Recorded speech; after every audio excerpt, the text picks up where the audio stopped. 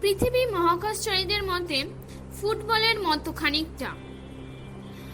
মাঝখানটা গোলাকার হলেও দুই প্রান্ত অনেকটা আপেলের মতো চ্যাপ্টা, অভিগত গোলকের মতো।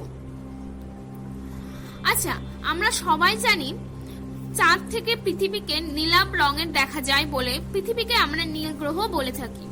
কিন্তু পৃথিবীকে সাদা গ্রহ বা হোয়াইট গ্রহ বলা হয়ে থাকে,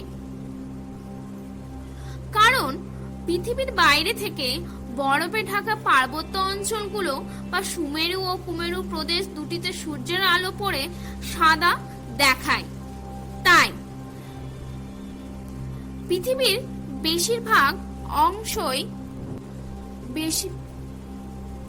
কৃষিক্ষেত্র ও তৃণভূমিতে ঢাকা, তাই সেগুলোকে ফিকে হলুদ রঙের দেখায় এবং মরুভূমি অঞ্চলগুলোকে রক্তাভ হলুদ রঙের